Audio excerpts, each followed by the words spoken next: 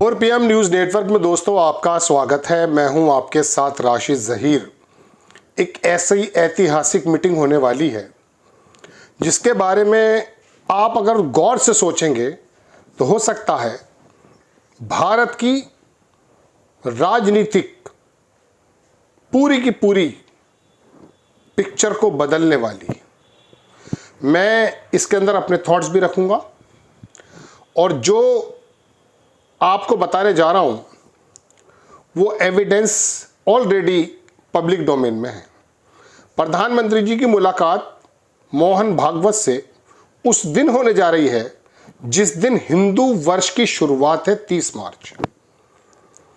11 बरस में ये शायद पहली मुलाकात होगी मोदी और भागवत की जो नागपुर में और नागपुर के कार्यालय में होगी।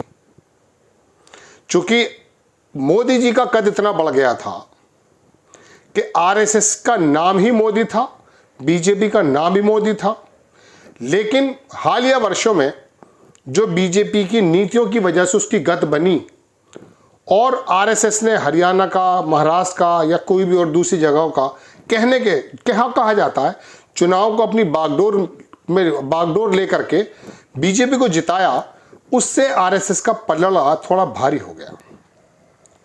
अब ये मुलाकात दरअसल एक ऐसी फाउंडेशन का स्टोन रखने की वजह से है जो माधव नेत्रालय समझ गए आप, वहां पर बनाया जा रहा है। हालांकि आरएसएस का बहुत बड़ा दफ्तर बना था, वहां मोदी जी नहीं आए थे, लेकिन यहां एक अस्पताल के स्टोन रखने में, पत्थर शिला रखने में इन दोनों की मुलाकात और वहां से शायद ये कुछ प्रोग्राम करते हुए वहीं ऋषभ मार्ग जहां पर उनका वो है वहां जाएंगे। हो सकता रात भी गुजारें। औपचारिक मुलाकात 11 बरस में हमने तो सुनी नहीं, अलबत्ता कई बार मोदी जी और भागवत ने 2 या 3 मरतबा मंच को शेयर ज़रूर किया। दोस्तों बात यह है कि ये नेत्रालय जो बना जा रहा है 100 बरस पूरे हो गए हैं, याद रखिएगा। किसको? आरएसएस को।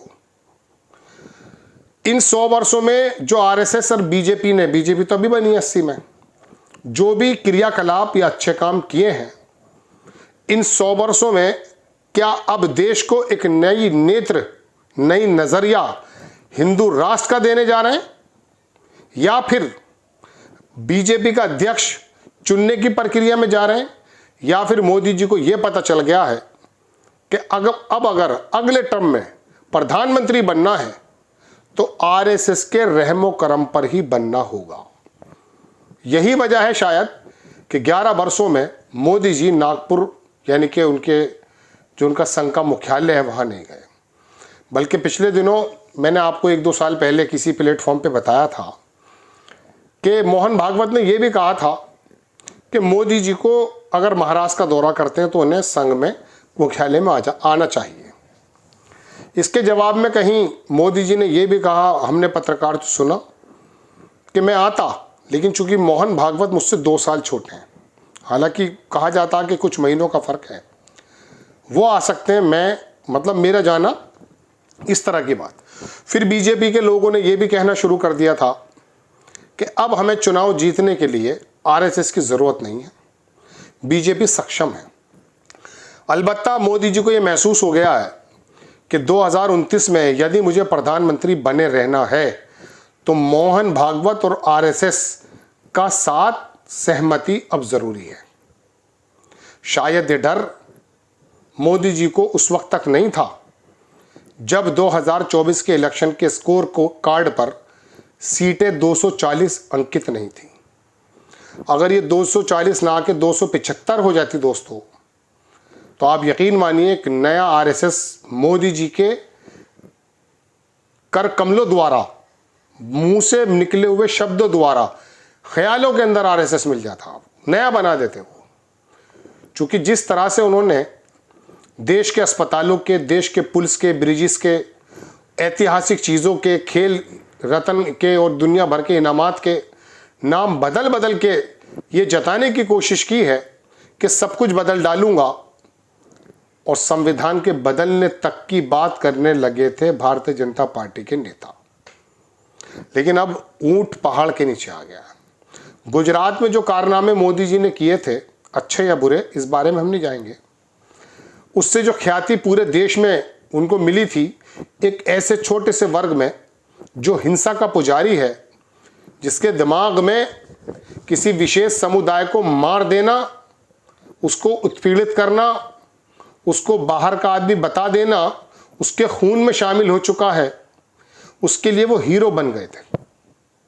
और दूसरे राजनीतिक गलियारों में बकिया जो पार्टी थी, प्लान के साथ उनको दागदार बना दिया गया था।